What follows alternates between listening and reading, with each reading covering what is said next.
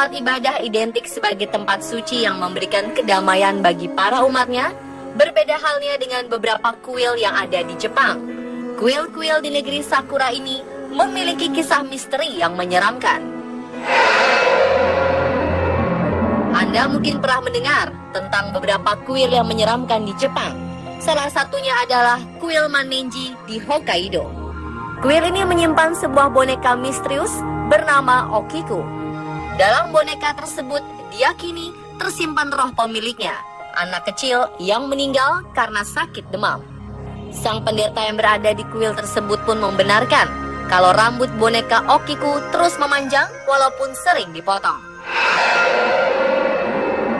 Kabarnya pengunjung yang berziarah juga sering melihat hal-hal ganjil di kuil tersebut, seperti mata sang boneka yang berkedip kepada mereka dan banyak terdengar suara anak kecil bermain dalam ruangan kuil.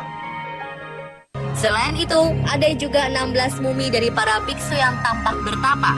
Salah satu mumi yang paling terkenal adalah biksu Daijuku Botsatsu Shinyokai Sonin di kuil Dainichibo. Tujuan dari mumifikasi ini adalah untuk membantu para biksu mencapai pencerahan sejati, dan yang berhasil melakukannya maka akan dihormati dan disembah sebagai para Buddha yang hidup. Tidak hanya dua kuil itu saja yang seram di Jepang, ada beberapa kuil seram di negeri matahari ini, seperti kuil dengan jejak darah, serta kuil yang dianggap sebagai rumahnya Raja Hantu. Anda pasti penasaran bukan? Simak informasinya dalam segmen Kuil Seram di Jepang versi on the spot.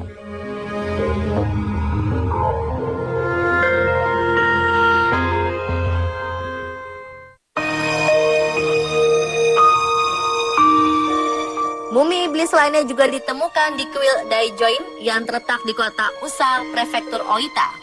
Konon, mumi ini merupakan pusaka keluarga. Namun musibah dan malapetaka terus-menerus menimpa keluarga yang menyimpan mumi iblis ini.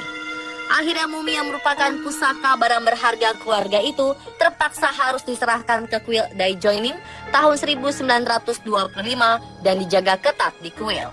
Namun sayangnya, mumi iblis ini tidak dipajang setiap waktu. Mumi iblis ini hanya dipajang setiap musim semi dan pada waktu-waktu tertentu saja.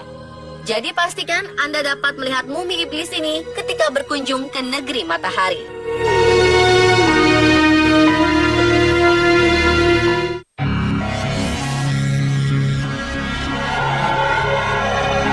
Selain itu ada juga kuil Tenso Koyusha yang menyimpan mumi yang diyakini sebagai manusia duyung asli.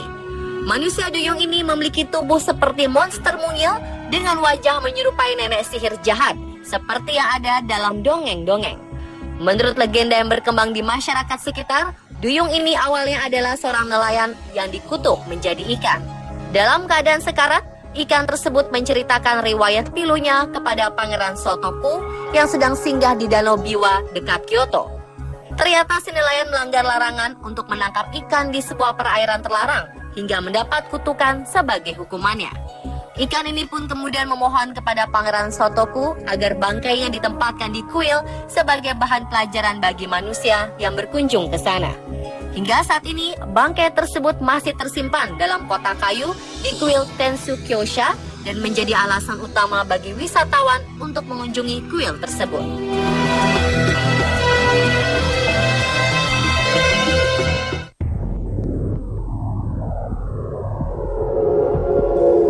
Terdapat makhluk kapal lain yang juga disimpan di kuil Zuiryuji, Osaka. Dulu, mumi kapal ini disembah sebagai dewa air di kuil ini. Panjangnya 70 cm dengan bentuk seperti manusia dan diperkirakan berasal dari tahun 1682. Kuil Zuiryuji ini juga memamerkan mumi naga muda yang kecil, panjangnya hanya 1 meter. Makhluk naga tersebut konon ditemukan pada zaman dinasti Ming Cina yang tanpa sengaja telah terjaring oleh nelayan di tepi pantai, tetapi kemudian dijual ke Jepang. Pedagang Jepang tersebut kemudian menjualnya dan dibeli oleh salah seorang kolektor terkenal Jepang, yang akhirnya ia sumbangkan kepada pihak kuil Zuiryuji dan disimpan hingga saat ini.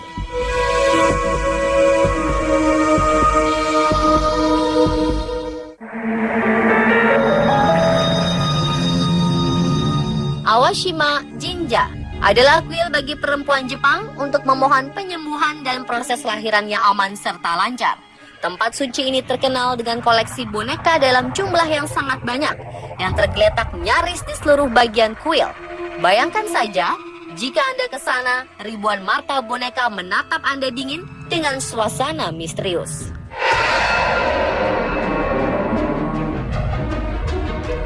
Orang Jepang memiliki kepercayaan kalau boneka memiliki jiwa atau kekuatan untuk mempengaruhi kehidupan manusia.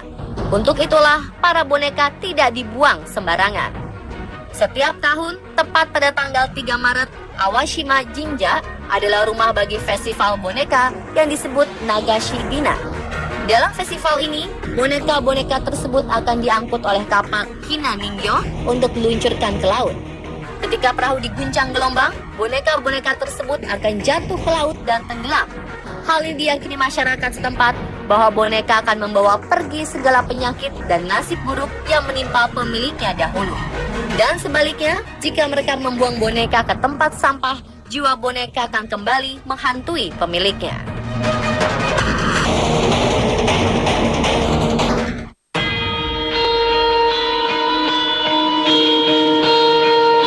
Bayangkan, saat kalian memasuki sebuah kuil dan melihat ada jejak kaki berdarah di atas langit-langit kuil. Jejak-jejak darah sungguhan ini bisa ditemukan di kuil Yongan-in di Kyoto.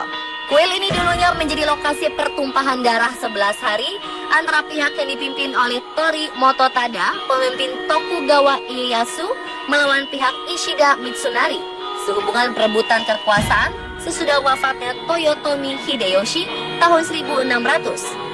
Sekitar 2.000 orang tewas dalam peperangan tersebut dan pengikut Tokugawa yang tersisa semuanya melakukan seppuku atau ritual bunuh diri.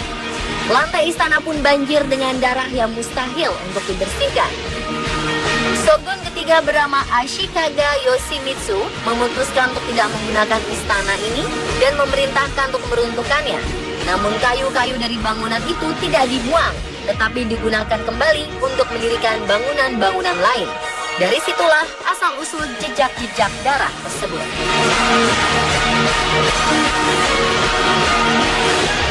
Pemirsa, itulah kuil menyeramkan di Jepang versi on the spot. Siapkan nyali Anda jika ingin ke kuil-kuil itu.